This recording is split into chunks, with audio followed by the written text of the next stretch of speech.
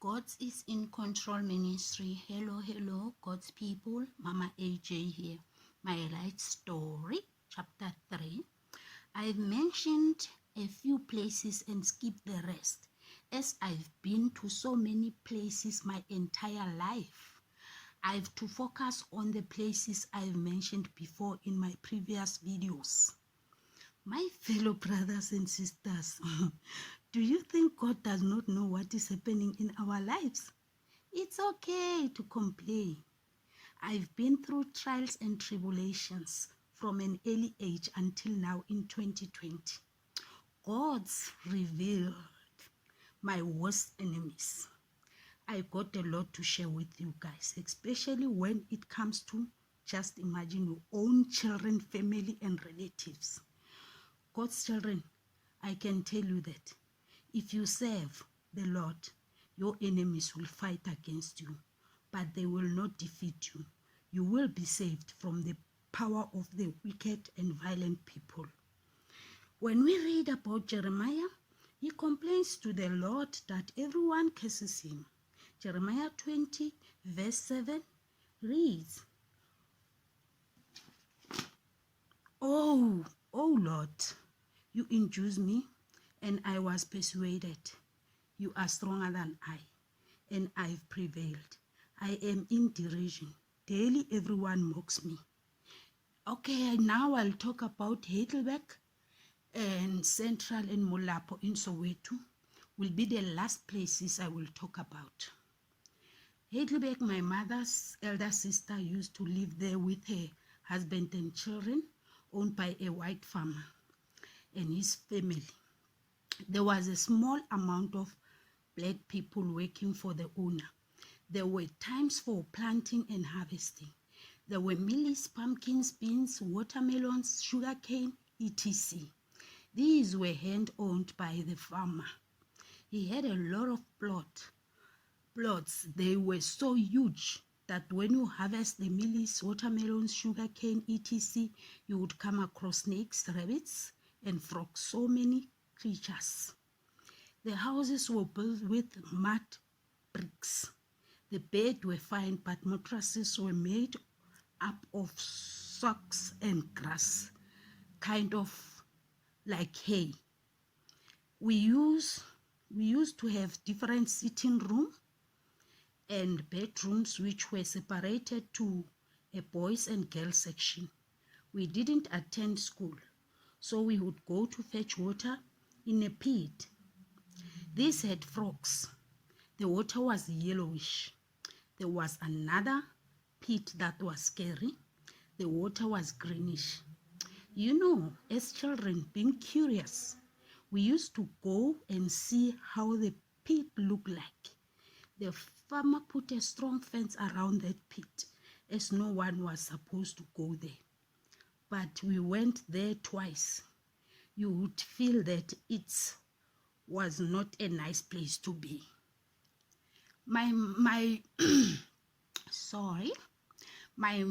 mother's brother-in-law had cows, cattle. I do not remember how many, chickens and pigs there were. The boys used to milk and look after the cattle. My auntie's elder daughter, as she was older than us, she used to cook hot pap. We call it iputu, to eat with milk in the morning for breakfast and in the evening for dinner. They use cow dung to clean the floors and dry cow's dung to make fire, sometimes wood. On Christmas and New Year's, we to bake scones. They dug a square hole on the ground, not very deep, in order to bake scones. For dumpling, the dough will be wrapped around with a plastic to be cooked. We wouldn't get clothes from the shop or store. We would get handmade sewed clothes. I will never forget two incidents happened to me in Heidelberg. One night as I was sleeping and my arm was hung over the bed. A few minutes later, I felt what was like a small soft baby hands touched my hand. Yo, I was so scared. I didn't even know what to do. The second one, the boys were clever, chose a dam to swim for only boys. The girls will swim in the river. The mud was black. I do not know whether my brothers or sister or any of my cousins did experience what I did. One day when we were swimming, my eyes were closed. You know that what it should be. A big thing slippery passed on the left side of my body as it was going ahead of my direction. You see those big snakes called anaconda on TV in the movies. I quickly came out of the water. I also kept it to myself. Now back to Central and Molapo in Soweto. In those days, there was no outside rooms like today.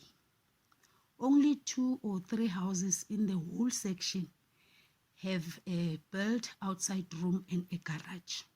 Only those who could afford to build a garage and a big room could do so, or a big house. We would count you as a rich person. As we were moving from one place to another around Soweto, we would move in a 4-roomed house. They will allow us to live in one of their bedrooms, to do everything there. I meant cooking, bathing, sleeping. Neighbors will influence the owner of the house to chase us because we will rob them, their houses. Sometimes the owner would come and start swearing at us for no apparent reason.